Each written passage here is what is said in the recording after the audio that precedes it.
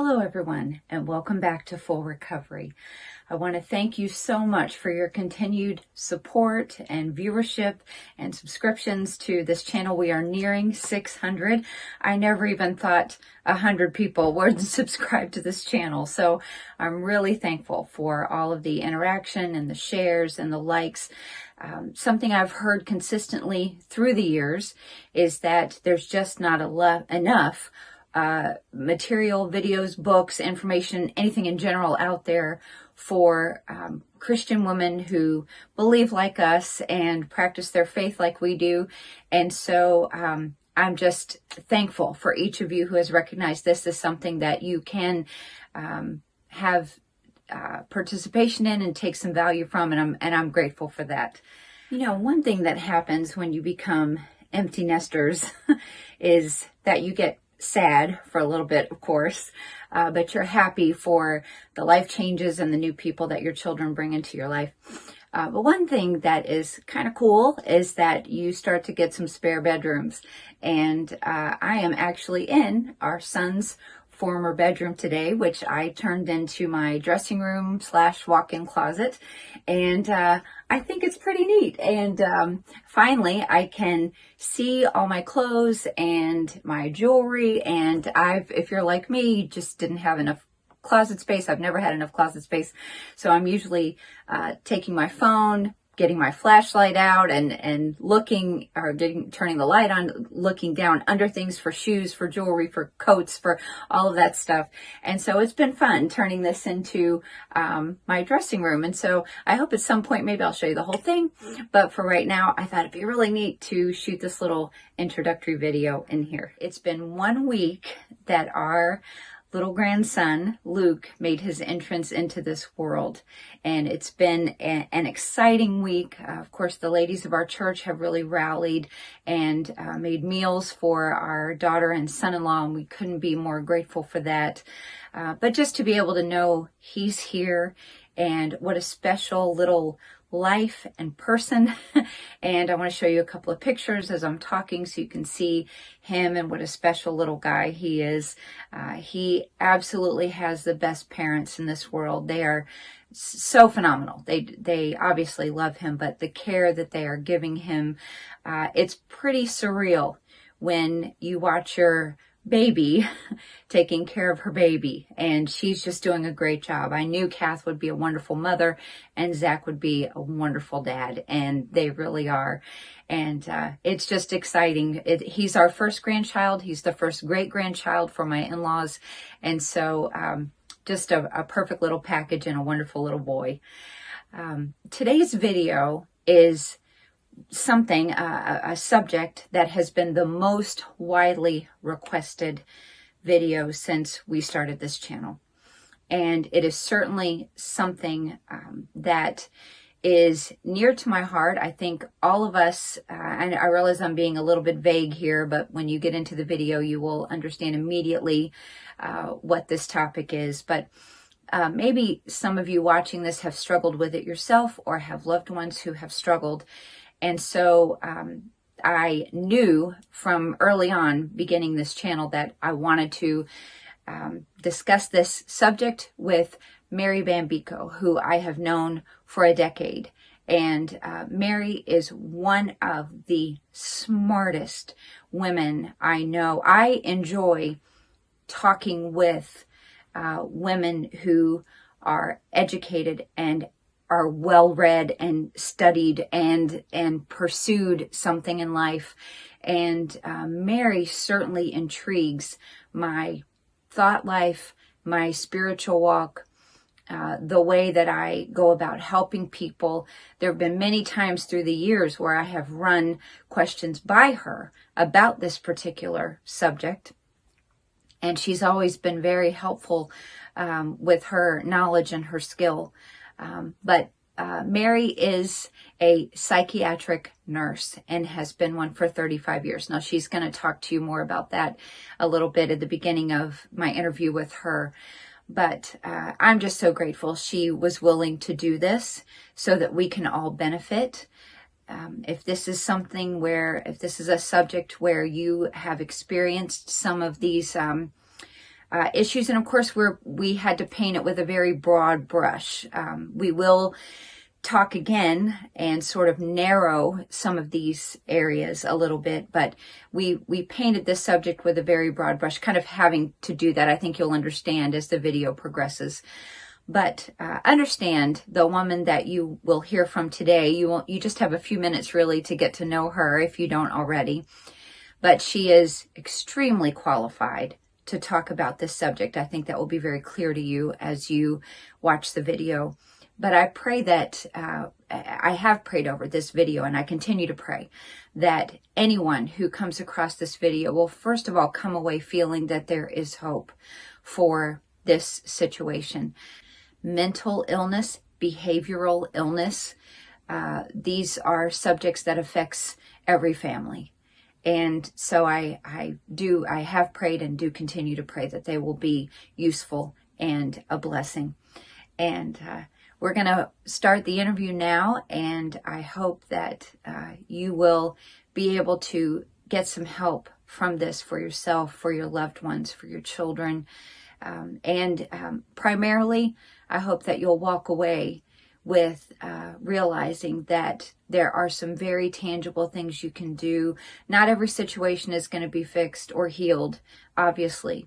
But I think Mary gives some great wisdom in dealing with some of these situations that we face.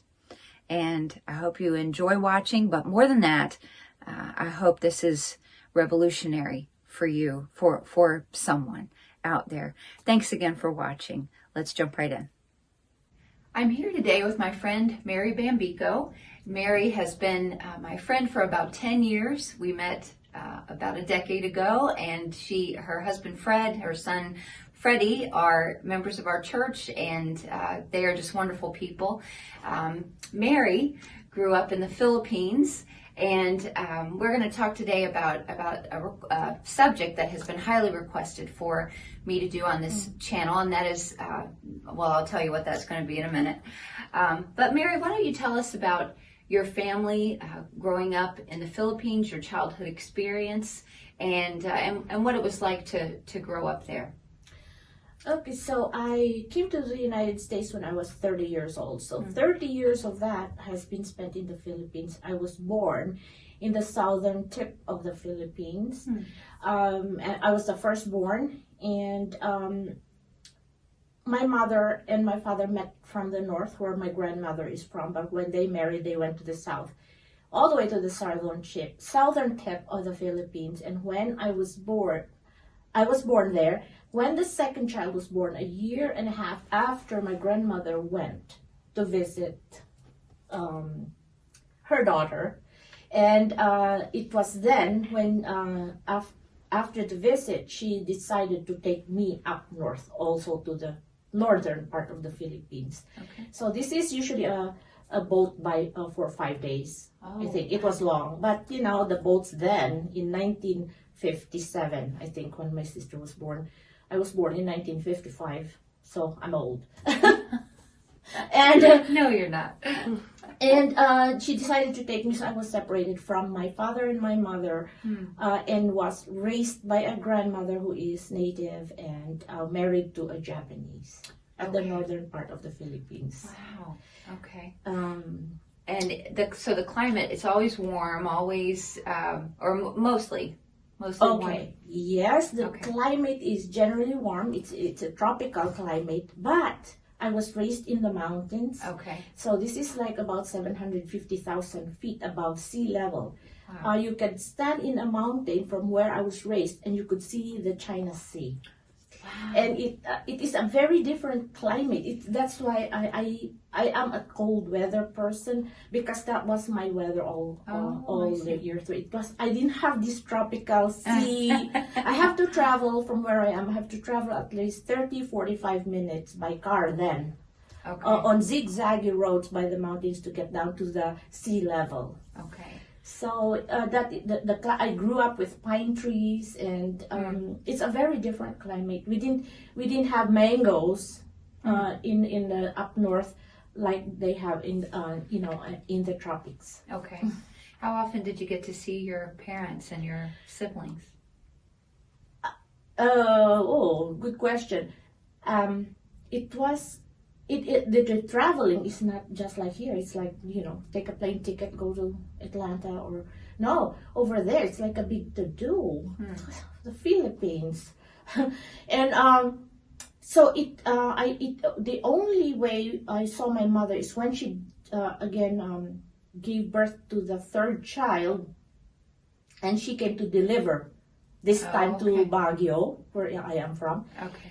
And that's when I got to see her. But I noticed I didn't have bonding with my mother. It was my grandmother who I was raised with, who in her ways just nurtured me the way she knows best.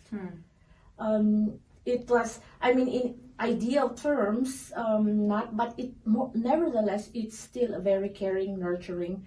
She took me to church, be it Anglican. I was in Sunday school there. I learned scriptures from there. But, we observed semi-Catholic rituals, of having crosses and statues in church. Okay. I want to let everybody know who's watching that you are a psychiatric nurse with a lot of experience, and why don't you go ahead and just describe what your experiences are related to your degree and your career. Okay. So when I came in 1985, I practiced nothing but psychiatric nursing in the United States. It is really ironic because when the visa given to me from the Philippines, I was supposed to work in joint disease hospital, but I didn't even know that. When I came to the airport, the immigration officer said, "Miss, your visa is only good for 3 months, and it's you're going to joint disease." And I said, "I don't know." How can you not know? So when I came, they said, the recruiter said, your position was given to somebody. But you're gonna go into a psychiatric facility. I said, really? So I waited, I think, 3 months until those papers got through. And then, so I was first at the Bronx Psychiatric Center, which is chronic. These are patients who have been staying there for a long time, and my particular unit was schizophrenia with mental retardation. I had 23 patients, so I took care of that. But they stay there for a long time. They're staying in a unit for a long time, trying to recover. That was the method before. After coming from the acute, when you're still very crazy, you are put in, and if you cannot recover fully, that you can function in the community, you are put in a in a psychiatric chronic unit. So that's the first one. Then I went back to, this was all in the Bronx where I started. Then I went to St. Barnabas Hospital, where I worked as a psychiatric nurse for, I think, from 1987 to 2009, where I was asked to be a nurse supervisor for the evening shift. But when the nurse manager of psychiatry left, they threw me in there. So I did that for 2 years. Then after that I could not stand nurse management in nursing, in management in general, where I was so hard. I said, I think this is not life. So I decided to go back down into staff nursing. That's when I went to Four Winds, where I had children I took care of a 5-year-old into adulthood. That was how the unit was, from 5 to 7, 7 to 9, 9 to 11, and the bulk of that is teenagers. We had 2 units filled with teenagers, and of course 1 unit of adult. Then again they took me back to being a supervisor. Then I said, no, this is not what I want to do. So I jumped out of there again, and then went to Norwalk Hospital, where I am now a staff nurse, and I'm staying there. It's hard. So I am a psychiatric nurse. I'm bachelor's, And I also passed the board certification to be certified in psychiatric nursing alone. So you've had many years of experience with dealing with people. So, okay, we know you just mentioned how you came into psychiatric nursing, but how does a little girl from the mountainous region of the northern Philippines enter medicine? What inspired you to do that, or did you think it was just something great to do? It's so far from what I wanted. It's all divine intervention, I have to say, because it's so totally opposite. I wanted to, I was exposed to Japanese people coming and making the flowers out of silk. Okay. And then I had an aunt who painted, and I said, that's what I want to do. That's what I wanted to do. That's what I wanted to do. But we were coming to a point, because my mother is a nurse. My mother, because, we were 6 children, my mother thought, your dad's income is not enough and I'm not making enough income as a nurse. She said, I'm going to, first of all, Germany. And then my uncle dissuaded her and said, just go to the United States. And then so she came to the United States when I graduated high school. And then that is now the impetus. You gotta go to the United States. You gotta go to the United States. Okay. Of course, not to mention the influence of Western movies that we watched. Right. It looks like, they're eating so good. Grapes. We didn't have grape plants. They were little plants. The streets are so clean. It's like everybody wants to go to the United States. So, study nursing. I didn't want to go to nursing, but I was pushed, I have to say.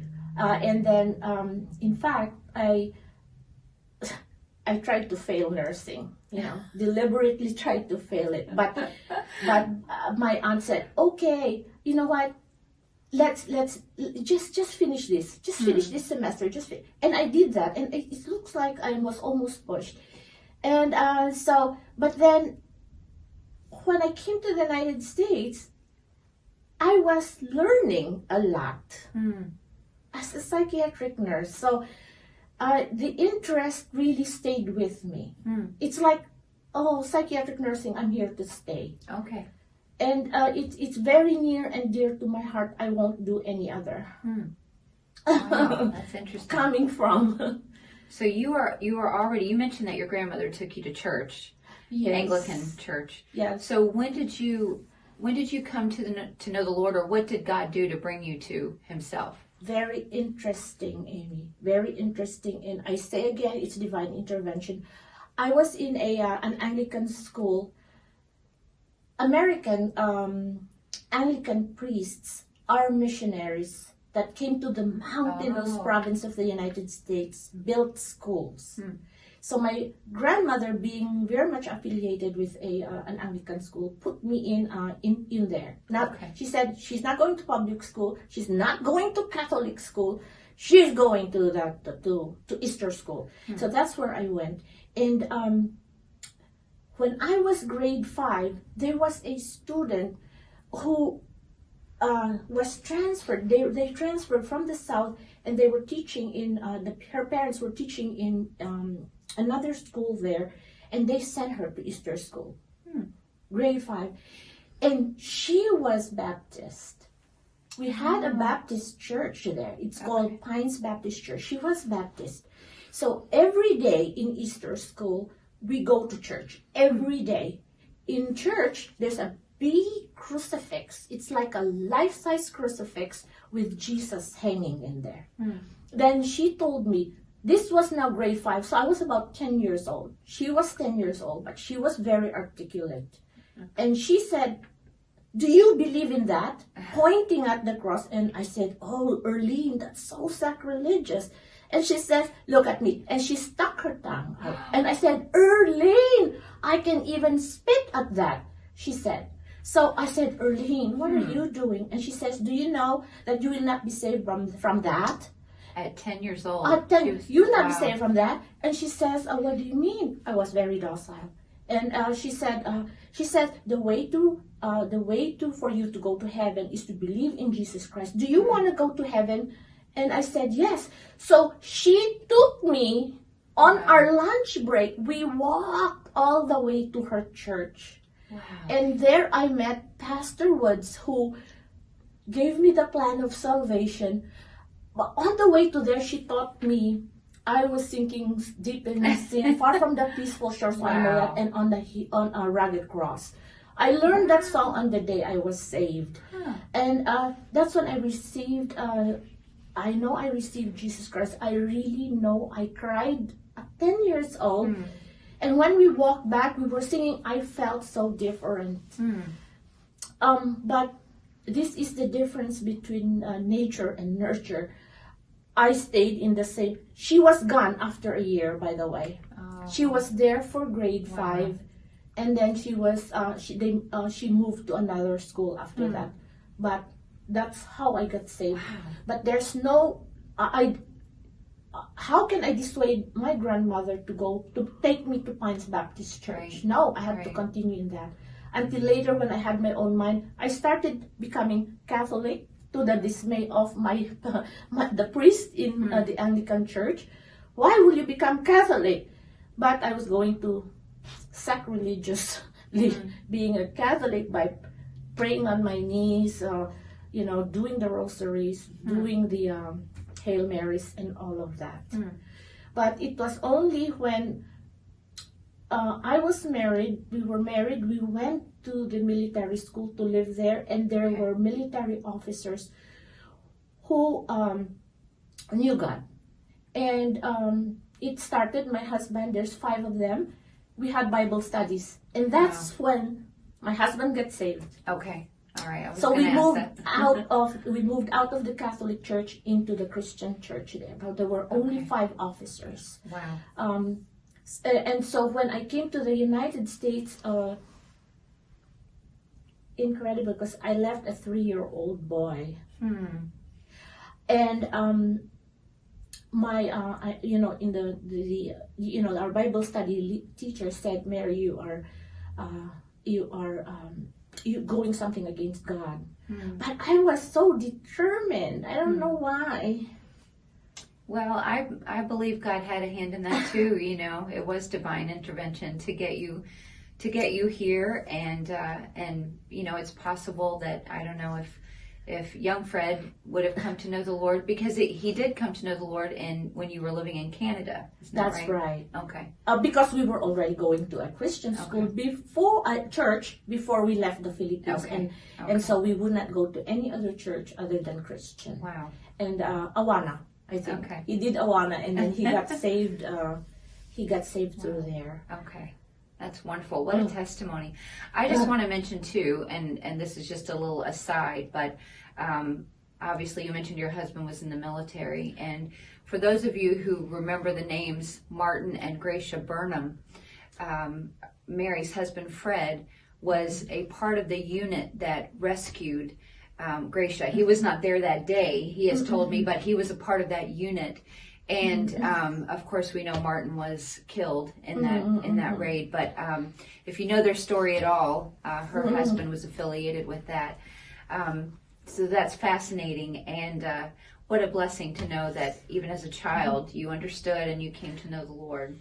So you mentioned that you were married and you had your son, and he was 3 years old when you were able to sort of miraculously get your visa. It went very quick, right? How all that happened. How did you come about getting your visa and being processed to come to America? Okay, so anyway, even if you're a family member, which my mom and dad were here, they could not get me. Oh, The best way is to be a nurse and apply for a job here in the United States. You get that. So I made an application, and in a month's time, I was able to get my visa and my plane ticket. That was within a month's time. There was no preparation whatsoever. There was no talking. If you're young, if you're young and if you're not walking with the Lord as closely, I don't think you're always walking hand in hand with God. You're just making decisions according to how quickly you can get from point A to B in your mind. Right. So I left a 3-year-old boy. My son was 3-year-old when I left, and maybe a shocked husband. He did not expect me to leave that quick. But you were able to see them every few months or so. Yes. And then eventually they both came here. Yes, that is still another story because it was hard. Even when I was here, it was hard to get your family because I was working visa. Okay. They'll tell you you have to wait for immigrant visa, you have to apply for that, but it doesn't come in a year. So what I did was to go to the Canadian embassy and ask them, what will it take for me to go to Canada? And they said, are you employable? I said, I'm a nurse. So they said, if you can pass the exam, we'll take you right away. So I went to the people that I knew. They were in British Columbia. I went there for 15 days, studied, and then in 15, somewhere there, I took the exam. I passed it. I brought that paper back to the embassy. And I was able to, they said, okay, you can take your family. So this is now 1991 when I was able to bring them to Canada. Wow. Wow. And Which is closer now than the Philippines. Absolutely. You made significant progress. So what year then did you came to work in the Bronx first? And so what year was that? That was in 1985. Okay. I've always been in the Bronx. So, I see. Yeah, I've always been in the Bronx, and my supervisor said, Mary, don't move to Canada because we are in recession right now. So I left them there, and I was here. So you were here, they were But they were in Hamilton. Yes. When they came. I've been there. Yeah, eventually, that's where we were. Okay. But eventually, when they came, we, the family of my friend, Frederick's godmother, Catholic godmother, said, my family is in Hamilton. Okay. And they were so good. They were our second family in Hamilton. They took us in, and how wonderful. Yeah, so now it's closer. It's closer to go see them being in the United States. So I just went back and forth until eventually we decided it's time to move to the United States. Okay. Of course. You mentioned before that you have had patients as young as 5 and as old as up into their 92 is my 92 oldest. Obviously, being a psychiatric nurse, you have cared for a myriad of patients with a myriad of behavioral issues, behavioral illnesses, mental illness. I would have typically described it as mental illness, schizophrenia. Describe, if you can, some of the behaviors that people exhibit when those initial behaviors that come to your mind, people that you have interacted with, patients you have helped to treat, what are some of the behaviors that they come in with immediately? Do they always come through the emergency department, or how is it determined that they get to you? So there are different types of how the patient comes to us. Usually mental patients, well, let's call it mental patients, so that we are generic. When you have mental illness, after you're discharged from a hospital, there are day programs. Okay. There are group homes where they could live away from their families, or out in the street. Okay. Where they will exhibit a disturbing behavior that they need to be taken to the emergency room. Okay. So for me, on the street, you're talking about homeless people or people who just can't live with other. Okay. People who just lose themselves and they just become psychotic, and even if they had a home, they would be driving their cars over 100 miles per hour, the police will get them. So these are our lines of the way they're getting to us. They also get referred into the emergency room from their therapists. Okay. If they are deemed to be, if the therapist that they're speaking with will pick up a something that will indicate, number one, suicidal ideation. Okay. Another one is they're kind of off. Okay. Reasoning is way off. And the reason why they're going to their doctors, or they go to the doctors first because either family will recognize it. Usually the mental patient doesn't recognize that they're manifesting or they're behaving bizarrely, no Right. matter how bizarre it is. Right. I mean, if they're eating paper, they think that's usual, that's normal, but that's how the mind becomes so warped with mental illness. The extremes of what a human being can be when their mental illness is hard to describe. But it really goes from the bizarre to the grossest gross that I could even be Are free they- to talk about in the camera. Are they on drugs sometimes, most of the time when they come, or it's just totally a chemical or organic or internal issue or mental issue? Well, mental illness is a whole spectrum of from the mildest, I'm sad, to the wildest, I will kill you. So it's a big spectrum. Okay. And so when you say, are they on drugs? That is one. Okay. Usually, PCP. I'm saying marijuana. That is one of them. But when they mix this with with their medications, or you mix that with alcohol, or you mix that with your stress and trauma, or stress and trauma that you cannot heal. Some mental patients use drugs, alcohol, medications, their medications of their parents to treat themselves. They try to alleviate it themselves. Okay. Alcoholism is not purely alcoholism. I'll take the alcohol because I'm sad and depressed, and the alcohol, when I drink it, lifts my mood up. But then after, my mood is down. So then I have to drink the alcohol again to lift myself up. And then when you're becoming, with prolonged use of alcohol, you start to manifest physical. Okay. You start shaking until you get the first drink of liquor in the morning. So this is the vicious cycle that alcoholism goes through. A little bit different from schizophrenia, Amy. Okay. A little bit different. Schizophrenia is because I have schizophrenic patients that have not touched a drop of drugs. Okay. I mean, street drugs, alcohol. Some of them don't even smoke. And by the way, for your viewers, cigarettes. Cigarettes can create a vicious cycle on. You're anxious, you take the cigarette, it eases it, but then when it wears off, you have to take again. So schizophrenic patients, if you see them, they've got burned hands. They're smoking this cigarette even to the tiniest butt and not even know. Oh, wow. Their perceptions are so off. Schizophrenia, Amy.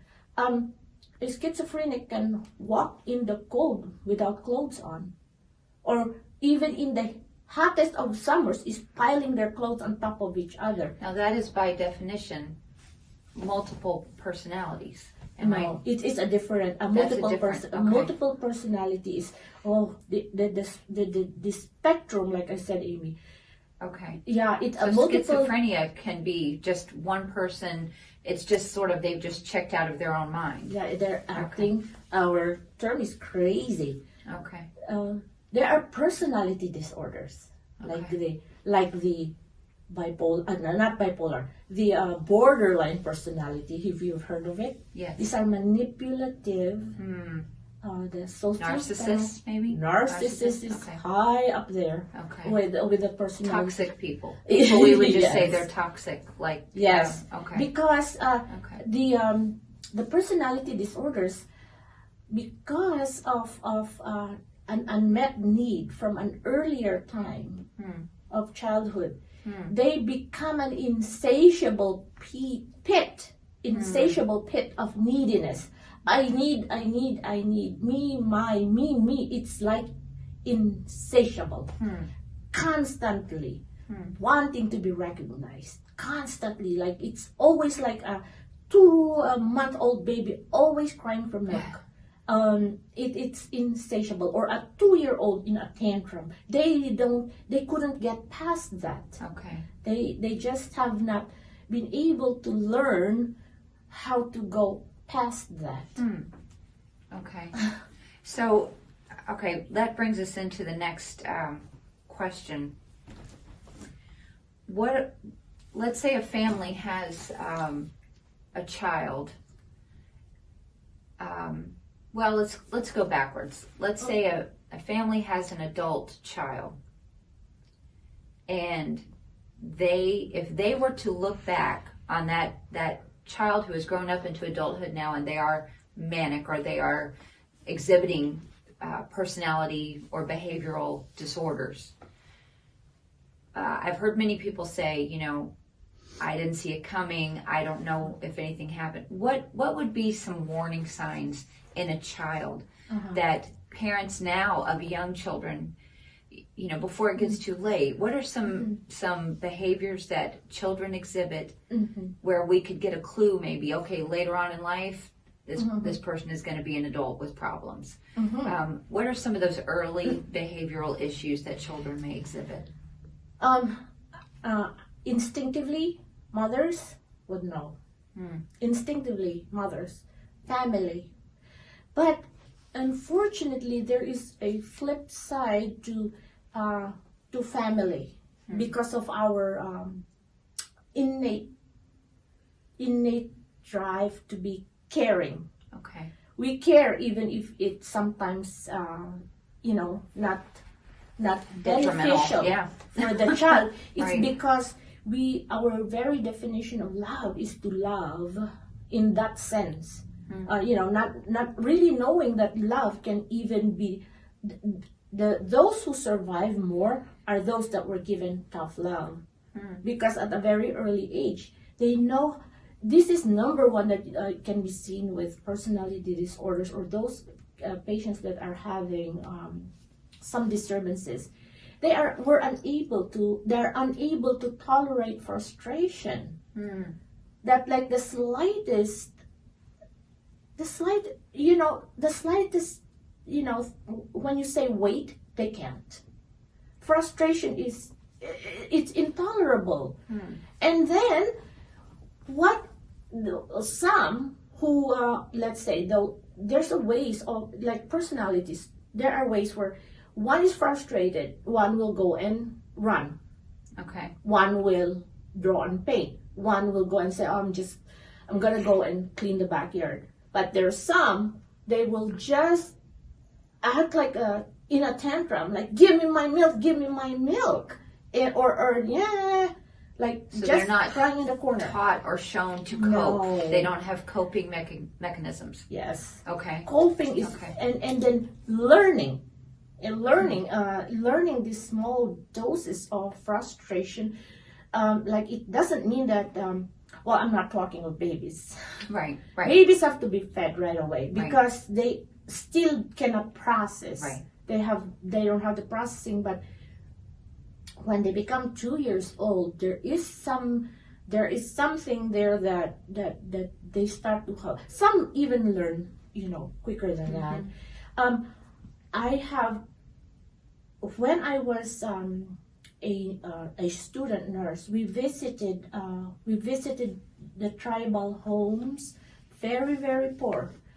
The mother will give birth by herself, and then in the next, after that she will go and have to wash clothes or will have to get some food. She will leave like a 3-year-old or 2-year-old. So when we visit, you see the 3-year-old holding a baby, just wrapped in and how do they learn this? And they're behaved. So we asked them, where's your mom? She went to wash clothes, or she went to because we have to go and dress the cord, and to make sure that it doesn't get infected. So here is a 3-year-old child who is already at that time taught to he can go not having, it can go both ways again. It's so it's so mysterious how here's a path. You could either go there or go there. You follow this path, it can go there or go there. So when parents would sense there is something wrong. You had 3 children, Amy. You could sense that but in the simplest form. As a mother, you see your child. Mothers should use their instincts, and that is natural. It's a very God-given. And every mother would know that. But I'm also talking about a mother who is focused on children. There are mothers who, from history taking, are so distracted because of their drug use or anything. So it's really it's like a domino effect. Mother is having a problem, so the children are going to have a problem. So we're talking ideal home here, Amy. Okay. Right. Okay. In an ideal home, time is a factor. You have to ask yourself. That's another factor. You have to, of course, it becomes family. What do you think? Father and mother confer with each other, and what do you think? And then you kind of extend this and discuss this among family. What do you think? It's like, this is unusual.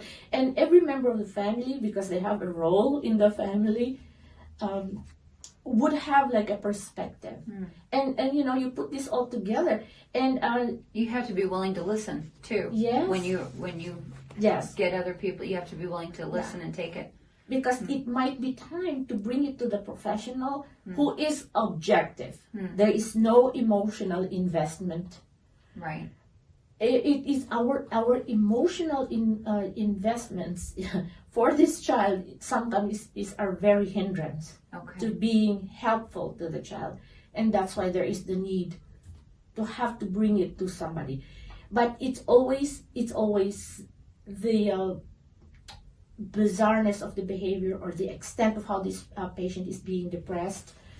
It's really always like non-ability to function. Is he eating well? Is he going to, how is he in school? Even that, I mean, I've heard my patients saying that sometimes they had to be detectives with their children. Like a detective in trying to sense, what are they doing? What is he doing now? Because as I think more and more, because of the influence of school in internet, children lie about, or even if I am not feeling well as a child, this is now from because I have very young patients, 18 years old to 21 in the adult unit. They would say that. Oh, I don't want to tell my mom. That's always the case. I don't know why. Mom is not the... they don't want to disappoint her, or maybe they don't want to get a lecture, or it's probably a myriad of different reasons. But depending again on how the relationship... And so, going before that, relationship with children is very important. It's easy to say, but sometimes it's hard to do. Like establishing relationship. I have to shout out to God to say that if you have God, it's so good to be all, being in church together. It's a solidifying factor. Yes, I agree. And I hate to say this, Amy, but when I am assessing a patient, one of the factors that I have to assess is spirituality. It is an acknowledged need in mental illness, but we really don't invest in it as much as we do medications. Right. It seems I have to say, and bring it up to the awareness of everybody, that care of mental illness now is not as, we used to have, I have to make comparisons. we used to think of the therapeutic environment in the hospital, meaning to say it is conducive for recovery, peaceful. Believe me, psych hospitals do provide that environment. But now we are heavily regulated. We have the Joint Commission, we have the state, Okay. who will dictate to us. And because of suicide, Amy, hanging, we have been stripped Wow. of everything. It's a non-ligature risk. It's a ligature risk. Free environment. So what did we do? We took out the curtains. It's directly facing the sun. You wake up in the morning doing this. We took out the shower curtains. We took out the doors. And then, so patients would say, what happened? It's like, I feel so naked. And we have to be apologizing. But this is pushed to us as a regulation. So, you know, things have changed. And one of the things is, before spirituality, I knew that, you know, your priest or your rabbi will come and speak to you.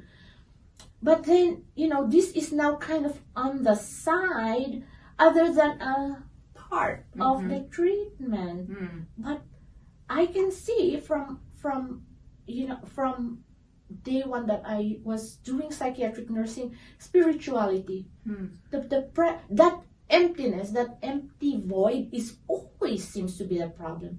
And that's why and that's why this patient who is insatiable, you give you know, how could this very well provided patient be like this? We always think. And you know, when we come down to it, insatiable. That insatiable, unfilled portion of that heart, that void, undefinable. I would like to talk for a few minutes about what role you feel as a Christian and a psychiatric nurse. What role does the Bible or God play in healing from mental illness? Some of the Bible words for depression are words like discouraged, disquieted, oppressed, darkness, wailing, troubled, brokenhearted, weary, anxious. These are all sort of descriptions of dark behavior or depression. And David actually gives us the cure for what he described as his own cast down time. He says, "Why art thou cast down on my soul? And why art thou disquieted within me? Hope in God, for I shall yet praise him, who is the health of my countenance and my God." There are a lot of people in this generation who would say, and have said to me personally, many people, don't tell me to look in the Bible more, don't tell me to pray more. I need somebody with skin, or I need to just act out, or I just need a release, or whatever. But the Bible does in fact have a lot to say about even people, and illustrations of people who struggled with behavioral illness. Can you talk about some of those?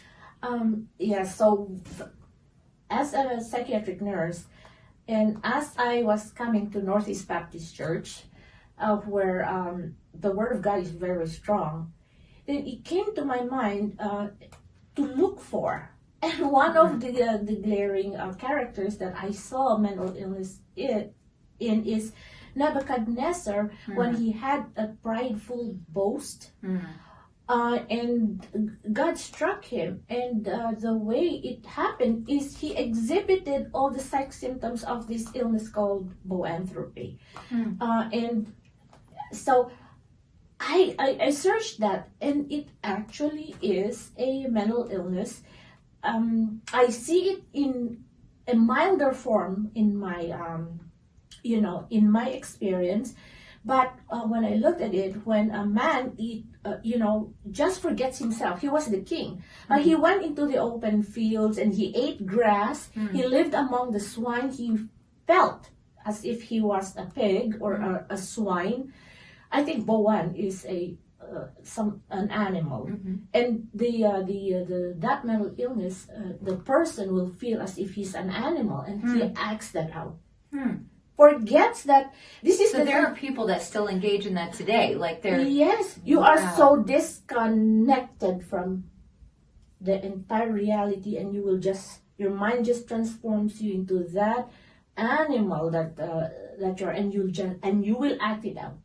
So we would without call that today reservation. somebody identifies as an animal. Uh-huh. We would say they just, I'm a cat, so I'm going to act, I identify as a cat, so I'm going to act like a cat. Yeah. It's mental illness. Yeah, but they're still recognizing it. I act like, but this one will forget. Okay, He's they totally just do it. dissociated from him as a human being and just act like. How else could certain mental illness symptoms exhibit themselves as very base, and you cannot think that a human would do this. Okay. So it's totally dissociated. So there is the Bible is, and the man maniac from of the Gadara, maniac yeah. from Gadara, who exhibited cutting. We do cutting now. Yes. There is a lot of cutting going on now, and teenagers, Right.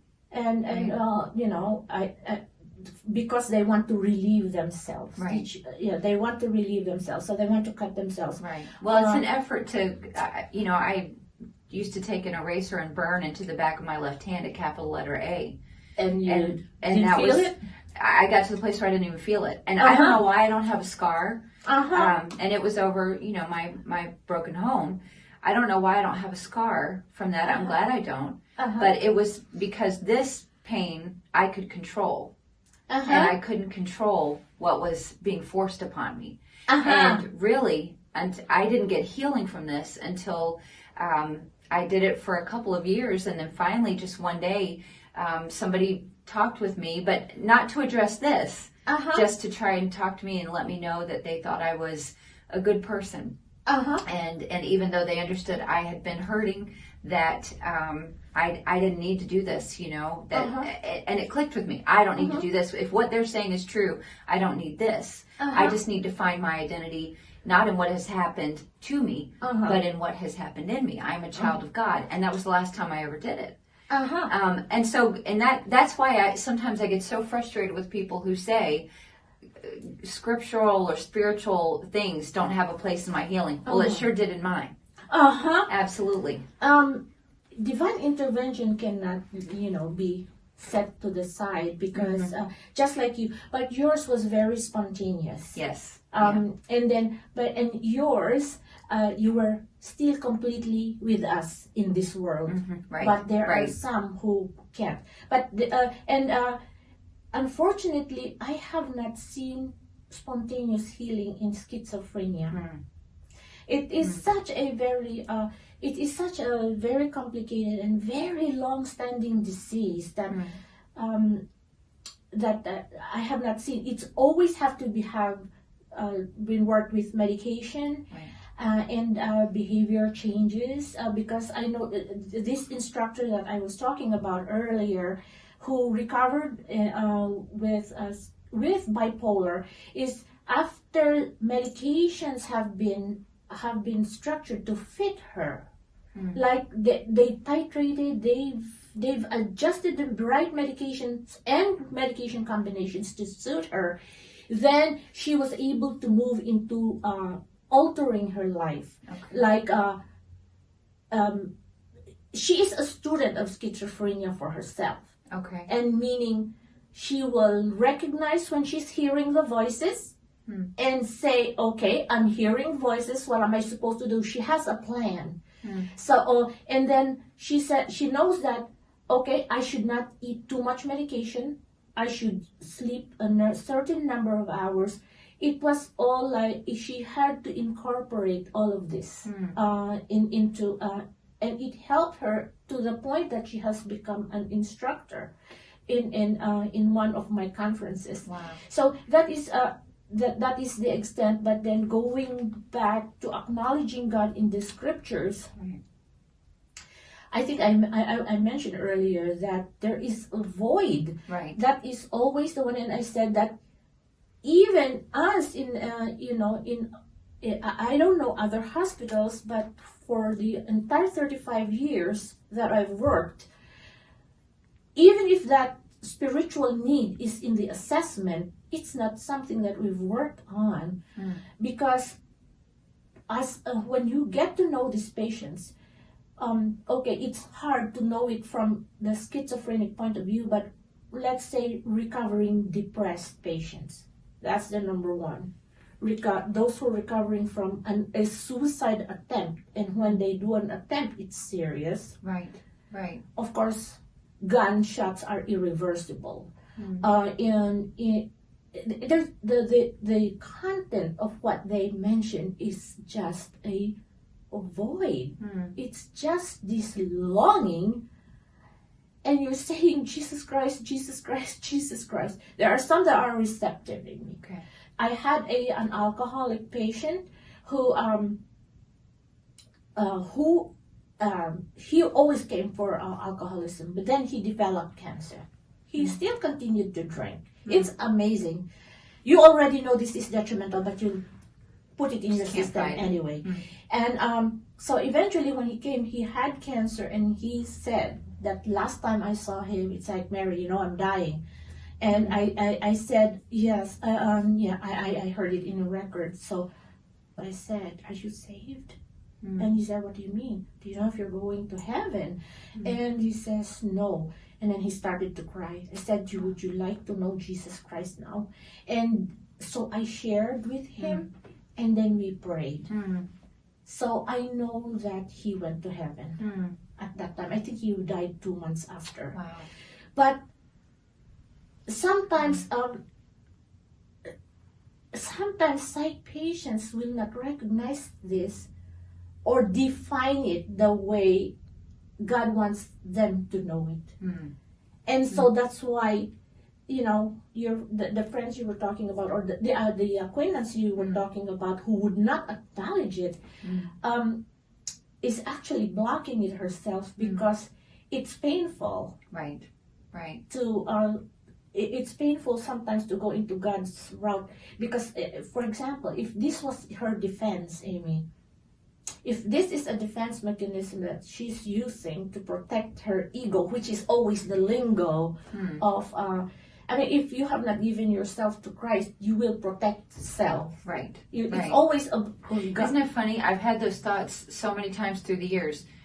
Jesus, in his hour of greatest trauma, he did not defend himself. He did not protect himself. Interesting. He no defense of himself in the heightened state of greatest trauma.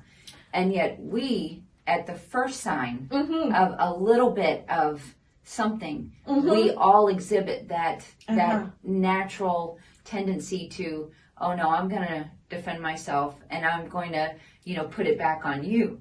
And, when a person, I mean, Jesus Christ was the most mentally healthy being to ever live. And he is our example in all things. And so as we are, I don't mean to humanize him, but he was 100% man when he was on this earth. He was. And to be that mentally, emotionally, and spiritually healthy, to be able to endure what we would immediately put a wall up about. Yes. It's just amazing that he did the opposite.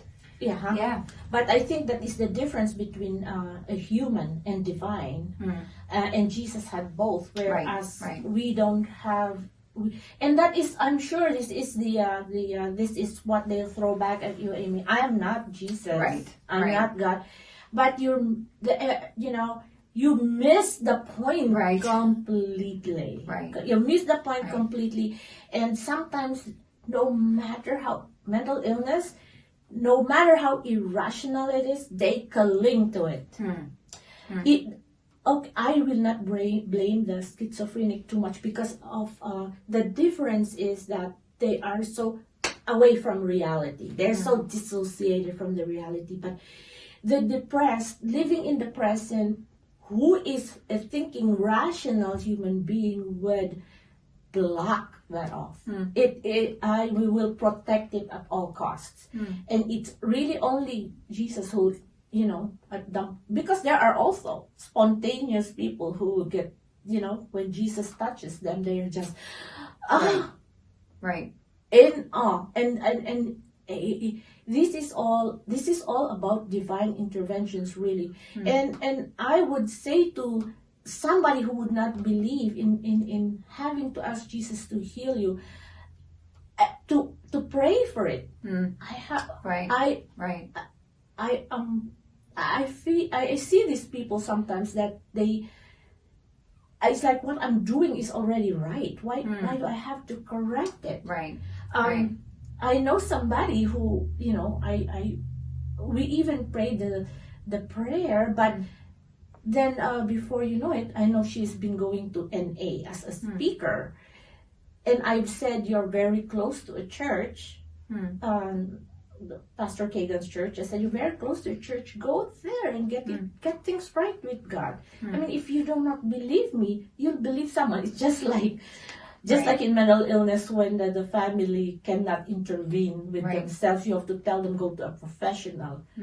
So, I mean, if you will not listen to me, at least listen to a pastor. Right. And and no, they just it's just so hard for them to. And yet the irony is, I see that void. This is really the word that I picked up from working as a psychiatric nurse. A void in the heart. It's empty. But yet it's hard to acknowledge. It's like almost like an ethereal word. But it's so real. But they just can't get it. But even us who are saved, Amy, we go through that. Right. Yeah. But even David did. I mean, we read it. Yeah. Yes. Yeah. David did. Elijah. Yeah. Who, Job. After he did this miracle, he went into depression. Right. Is that one of the words you were asking? Right. Absolutely. And depression is just a deep sinking feeling, and there are those depressed. So this is another one of the symptoms that you could recognize. The person looks as if they're sick, like they feel like a ton of lead. If you're depressed, now you're going into clinical depression. If they feel like a ton of lead, they can't even get up to go wash their face. They have no desire to eat. They just want to stay in bed, and they can sleep for hours in a day, or even the whole day, and just cannot get out of bed. But yet, and when you're at that point, they cannot get themselves out. So who's going to help them? The family or the friend or whoever. Right. It is.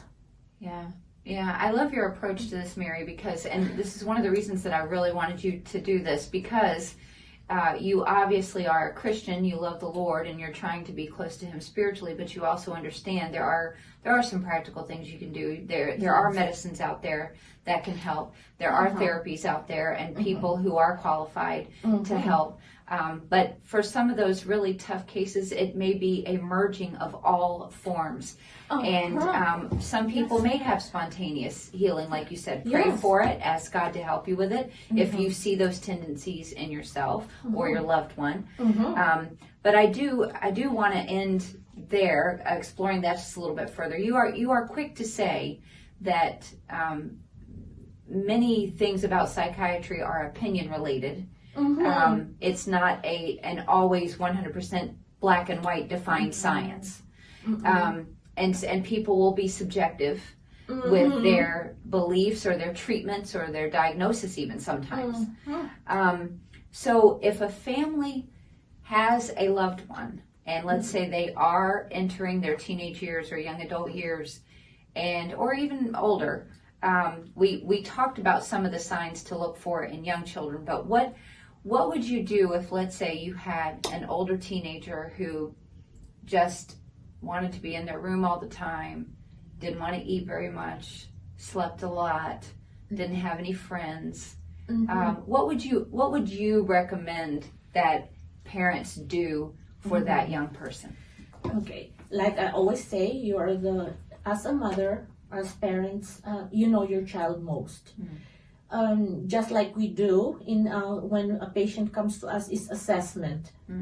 It's always like going back to what may have possibly led to this, and that they have to do some gathering of information. Could you ask his friend? Could you ask his friend, or talk to his friend? These are the these are the connections. Sometimes it's the friend. What did he say last? What were they doing last?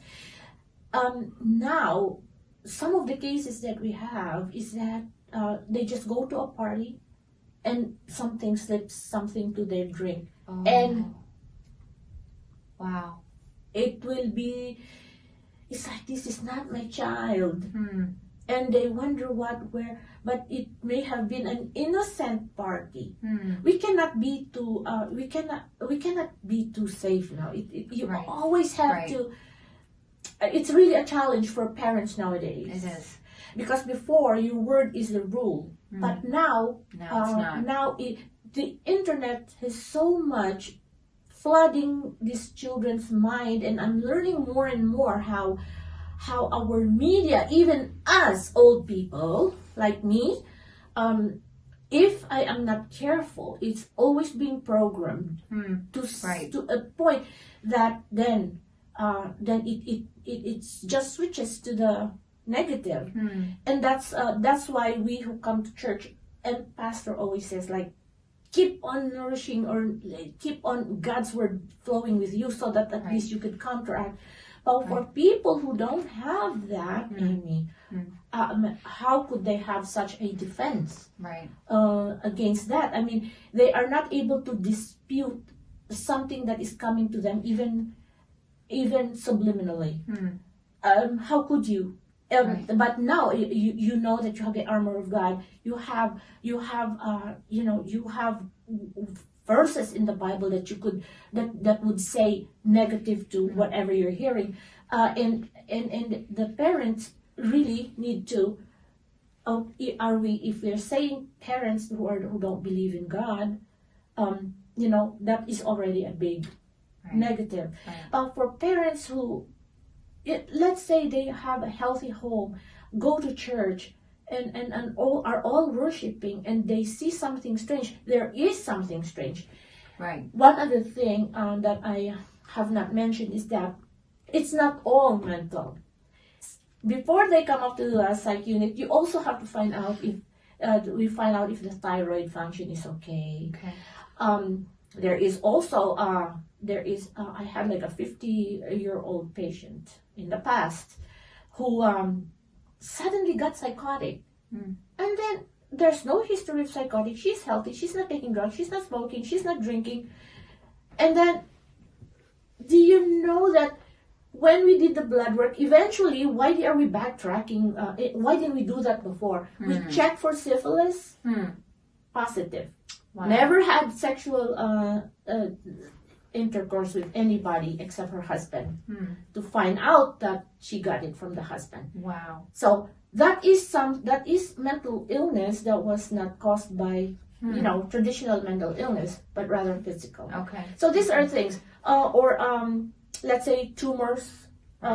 So there is something that has to be ruled out. So rule out everything physical first. Yes, that's one thing. Rule out physical first, but always backtracking as to what this child may have said. There is something. Yeah. In our history taking, the parents will say, "Look, we don't know. There was."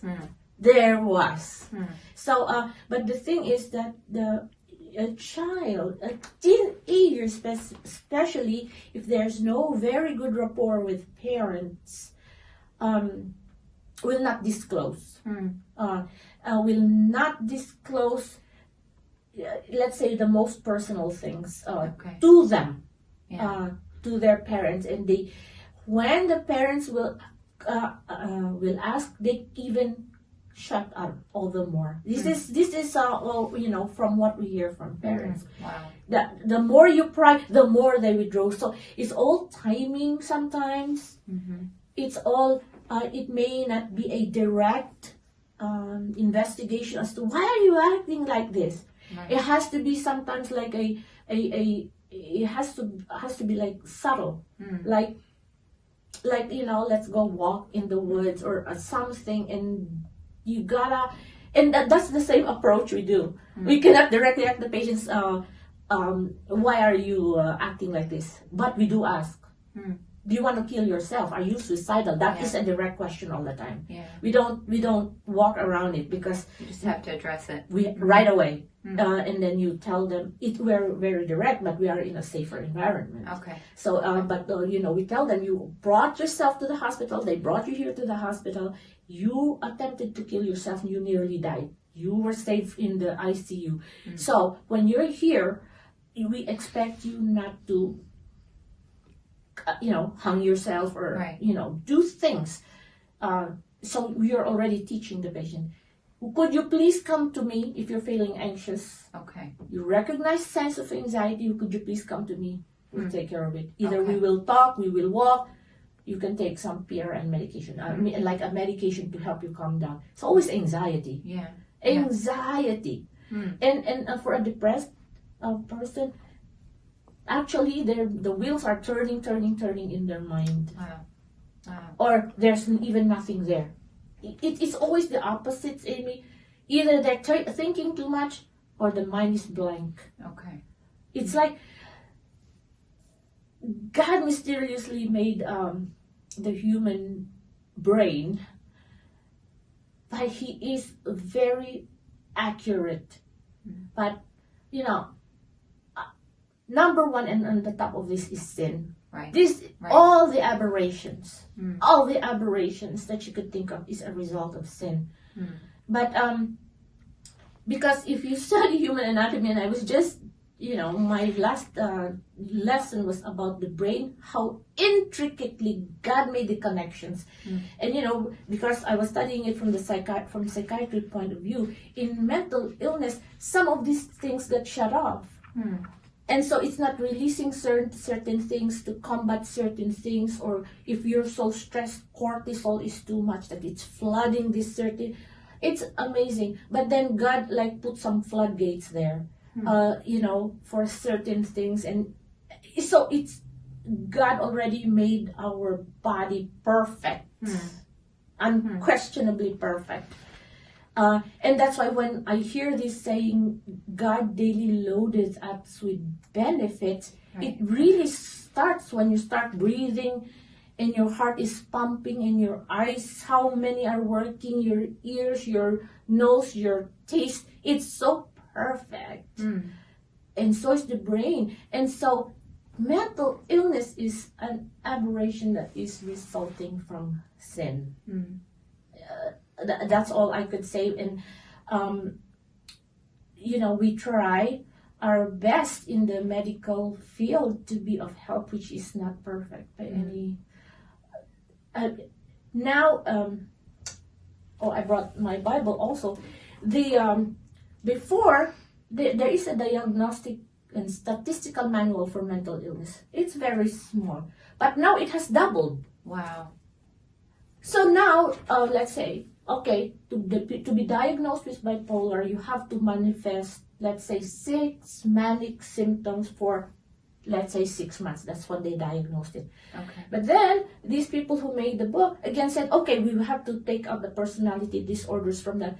I mean, it is so complicated. It's always changing, always. Yes. And the medications, another one, PDR, as thick as this. But of course, everything is in the computer now. Everything is in the phone. Everything can say, okay, you're 56 years old and such, and they will punch in, whatever formula there is. There is an algorithm of how your body should be at this age. All your cholesterol should be this, otherwise this. It's like, you didn't make me. God made me. And so. That's why until now, that's why there's no perfect response to our questions with mental illness, because we don't know the cause. Okay. It's only in the 1950s when they accidentally came to find out about somebody was with a gastric problem, I think, was throwing up, and they gave them Compasine to relieve that. But at the same time, the psychotic illness was, he was acting crazy. It was also relieved. So that's when Thorazine came up. I should not be talking about medications. Okay, that's a disclaimer. I'm not an authority. It's just my opinion and some things that I have learned from my experience. But that's how they accidentally came to it. But nobody knows the exact cause of mental illness. Unlike when you have, I am having a side flank pain. Oh, what is it? Okay, they check you and, your appendix burst. Okay, it's so concrete. Right. Mental illness, no, because no two human beings are alike, and that's why no two can be treated alike. I will be depressed, you'll be depressed, we will not be treated alike. No two ever alike. There are all these medications, and that's why there's always, you try this first, according to study this one first. And it's so tedious because, like for example, lithium, you have to be in that small window for it to be therapeutic. So we're always monitoring the blood work. He should not go over or else he will become toxic. He should not be under or else he will remain depressed. Wow.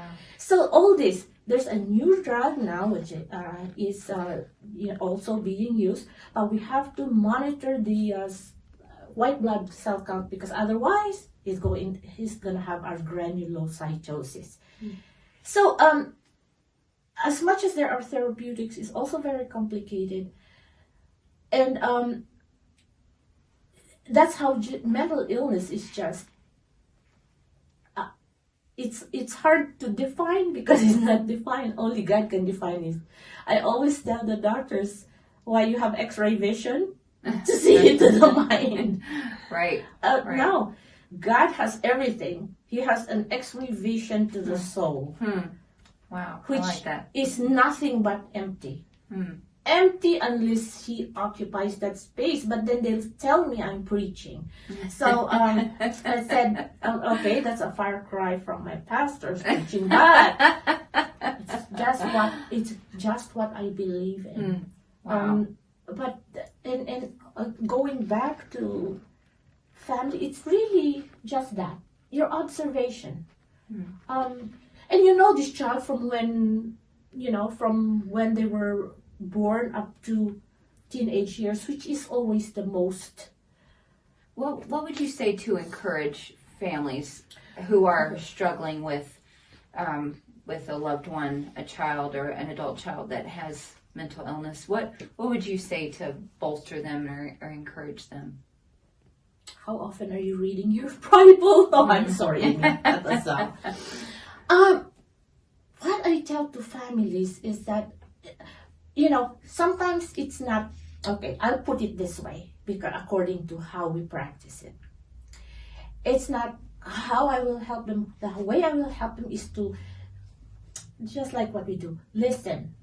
Because just like in anything, assess first where they are. It's always assessing first where they are because there is no one answer to everything. It's always where are they are. Because sometimes the depressed child might just be going through a phase, but the mother is more anxious. Okay. Have you ever thought of it that way, Amy? That the child may be okay, and that the mom is making too much out of it. In other words, like, you know why? She could possibly be triggered also. For us, long as we're living, we're always being triggered by past experiences. Right. And if there is also from the mother, it's also have gone through and survived like a trauma of some kind. Let's say this child is triggering, so she's more anxious really. So sometimes the help really that is best is to explore with them. Okay. Because and this is what they do in therapy anyway. For the person, when the person sits in therapy, it's the person talking more, because as you talk more, you are laying your own cards down. It's like, this one, this, darn, this is this.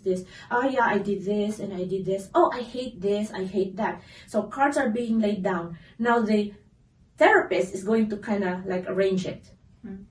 And then the person will have a perspective. Oh, did I do that? So you will answer your own question. Okay. So that is the help I know to say is to. But what if you're not near them and they're calling you? Right. What will I do? Because I've had that. I've had that experience. And but then I noticed that they were already a group, and the child wants to run away. Okay. That is always his. That was always, he wanted to run away from home, wanted to run away from home, and it's very easy for me to say, just support him. What exactly does that mean? Right. Or okay, I'll pray for him. And to them, what exactly does that mean? Although that is the strongest. Right. Your prayer is really, really the strongest as a Christian.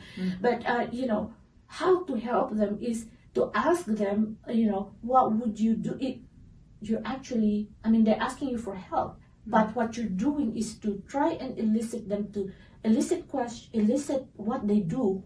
What do you normally do when you ask back the question? Okay. Ask back the question so that they will talk, and then they will realize, as a person is talking, they're actually, bringing out things in their own internal resources. Talking their own self through it. Yes. Yeah. And that is the best, because there is not one answer to how we can help. Yeah.